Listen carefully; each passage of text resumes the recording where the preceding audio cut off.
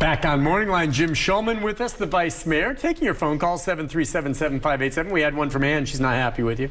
I understand that, and I promise Ann to never encourage you to run for office anymore. She says that her family gets mad when you do that. But you and I both think Ann would do a great job in public office if she ever ran and won, because she is involved. She pays attention. She's got a good heart. Let's go. And you can tell Ann that I'll call her later about the LPRs. Okay.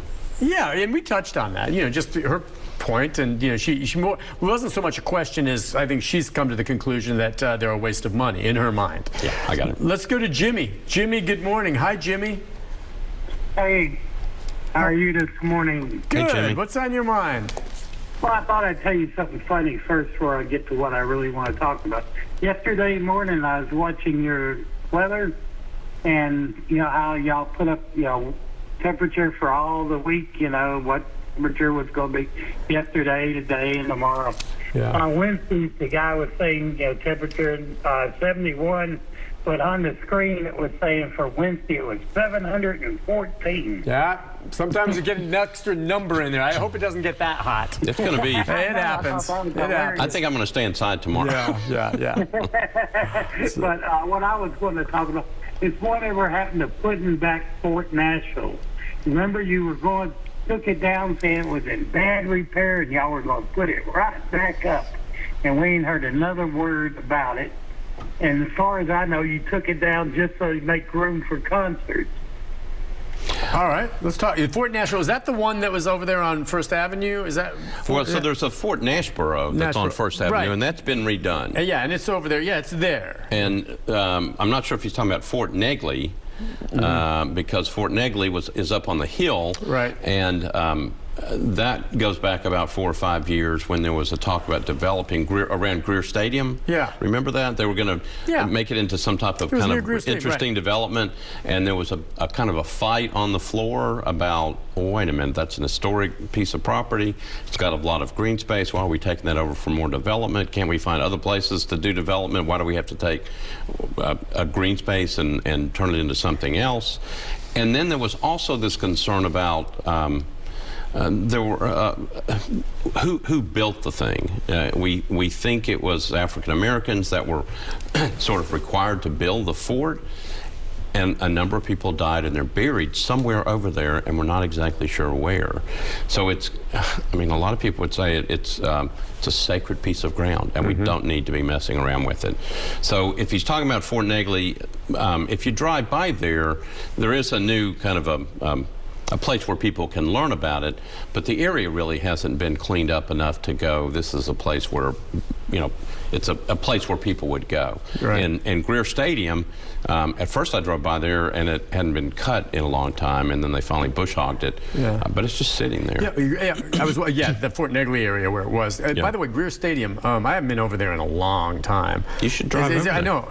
Greer Stadium's still just sitting there. Has anything happened to it? No, the stadium's all gone. It's completely wiped out. See, it's been that long. I knew that it was replaced, obviously. Yeah. But what's going to happen in that property? I don't know. It's just wiped out. I don't know. So the stadium's gone. So I don't know if that's what Jimmy's talking about, but the idea was that is it's a really nice area. All right, let's see. Maybe you can clarify. Yeah, Jimmy, go ahead. What was your follow? Which one were you referring to, Jimmy?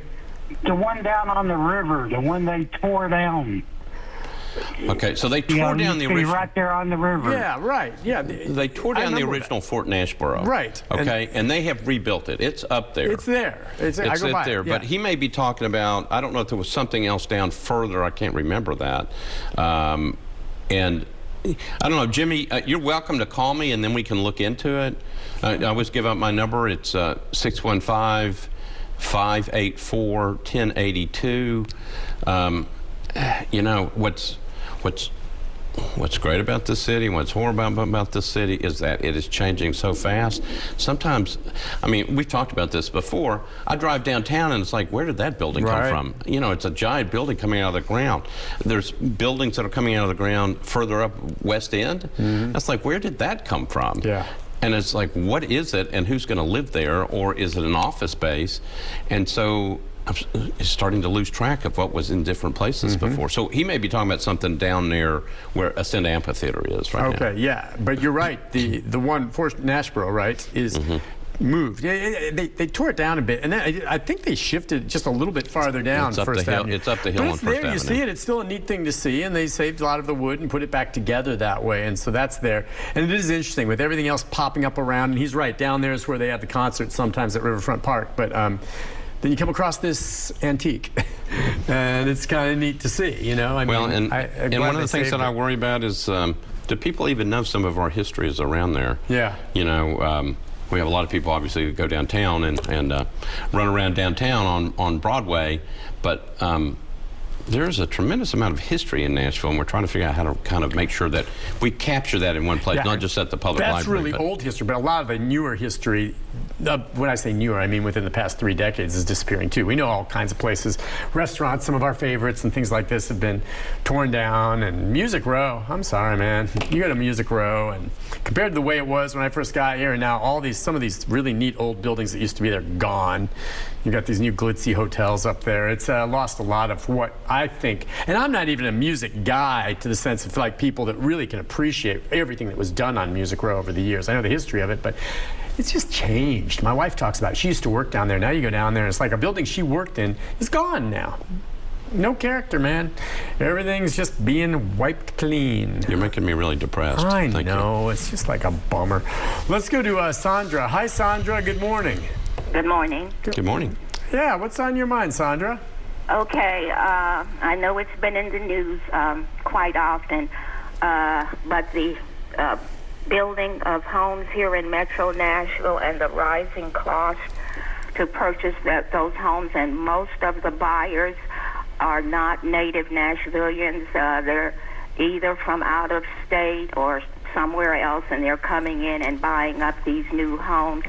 I'm concerned about senior citizens because I am a senior citizen, and I know for the most part senior citizens don't want to be forced out of their homes, and I know there are a few programs to try to protect them, to keep them in their homes, especially the property tax freeze and discount, because my mother had it when she was living.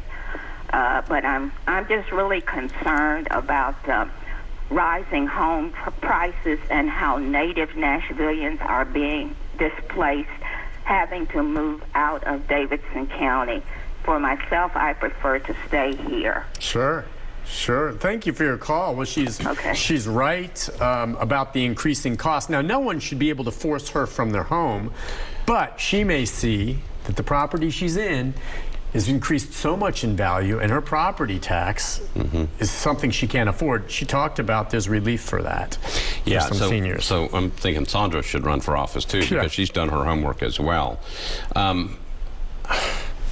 I wish I had an answer for Sandra. I don't. The best I can tell you, Nick, is that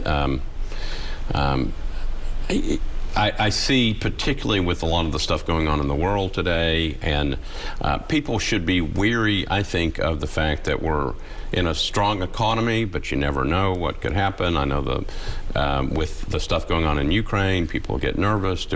At some point we will hit a recession and go back down. That just happens in this country. It goes up and down. Boy, it's crazy. You know what? I don't know if Rick or Mary Elena back there can go to Twitter and go to Tony Cook's Twitter page. He's a photographer here at the station. I don't know if you can go to there, and you'll see an image that he put up yesterday on Twitter, Tony Cook, showing this shot. Every time he drives past it in downtown Nashville, he says he just kind of shakes his head and chuckles.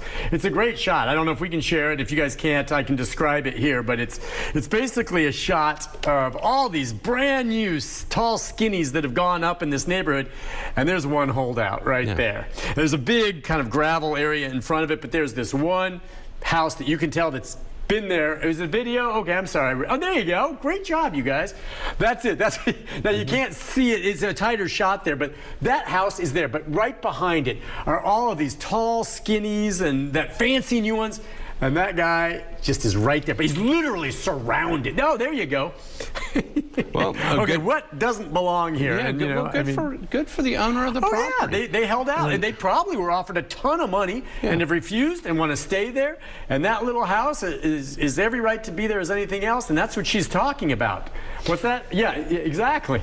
Well, so what Sandra, and Sandra can stay. But I mean, I tell you what happens with that is all those homes around it increase the value of the land and the taxes for that. Yes. And all of a sudden, you know. So whoever owns that piece, now he's paying a lot more in property taxes because those other homes have increased the value. And that's what Sandra's talking about. Okay. So, I mean, the fact that, you know, you're not doing anything, you're living in your home, you want to stay in your home, and all of a sudden everybody around you starts selling out, all of a sudden the value of your house is starting to go up because of the land value and just the worth of the property.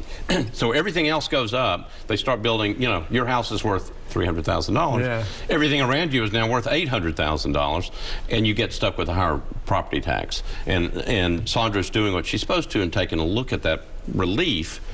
But we're driving everybody out of here. That's the way you can drive them out. Isn't it interesting, whoever owns that house, I mean, clearly now could probably sell for a ton. I'm sure they've been approached. And the neighborhood that they live in is completely changed. But for whatever reason, they're sticking to their guns, even though they could sell it for a ton because it's their house. They grew up there. They want to stay there.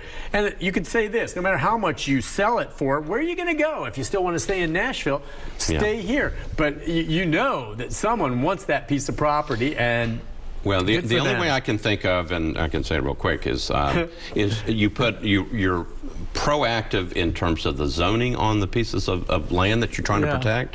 You change it. You either put in a specific plan zone, you downzone it so that the neighborhood controls it, not the developer. So if a developer can go in and take a piece of house, tear it down, and build two that are much more expensive, they're going to do that. For them, that makes economic sense. This guy, you think, no doubt, if he were to sell his home there, they're going to tear it down. Now, the only thing that would cause a problem is if that piece of property is rezoned so that you can only do certain things on that property. Now, they could always ask for a rezone back. I don't think he's probably rezoned it, but if you rezone it so that the developers have to comply with the specific plan or the zone itself, they may not necessarily buy those pieces of property because they're restricted in what they can do. Yeah, and I don't know the details on that house, but that's a really good point. Yeah. Let's take Keith real quick before we go to break. Keith, good morning. Hi, Keith. Hello. Hello. Okay. What's on your mind, Keith? Nice to hear from you. Well, I was listening to about the license plate readers and stuff, and I think that it's just another way of the government to keep track of you. Such as, you know, and that kind of goes on along with your telephone, your and all that kind of stuff. You know, just Big Brother, keeping track of people, huh? Yeah, it's like Big Brother, keeping an eye on you is what you worry about, huh?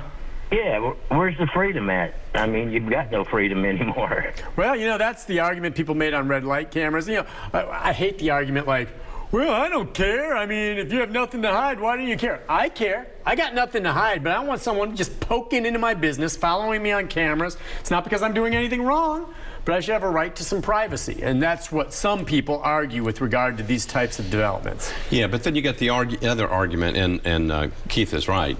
These things, just track with yourself. Track where you are. They can ping you anytime. So again, what I will say, Keith, is that the license plate reader, a lot of people, that was the argument on the other side, is that big government is watching. The question is, can you control what government is using the information for? And people say, well, you can use it for all kinds of bad things. You can probably use technology now for all kinds of bad things because we see it all the time. But the question is, and one of the examples that is used quite a bit, and horrible situation, was the Caitlin Kaufman shooting. Again, I bring that up because it didn't happen. It happened on 440, but license plate readers may have been able to see exactly what happened. Good police work in that case to try to figure out who did what, and obviously there's a trial coming up. But it's coming up, right? But you have a young lady who was killed on the interstate for apparently have no idea. Yeah. And that's what you can use those things for as well. So the question is, how do you balance it out? 6-month trial. Right. If it doesn't work, we get rid of it. And I think that's a good way to do it. That's a good way to do it. And like I said, I may not like it, but I can be convinced if there's enough positives on the other side. For instance, catching the killer of Caitlin Kaufman quicker. You know, they eventually got him. There's going to be a trial, but that was an absolutely horrible case, that poor woman. Listen, we'll take a break. We'll be back. A few more phone calls, our final segment with Jim Shulman right after this.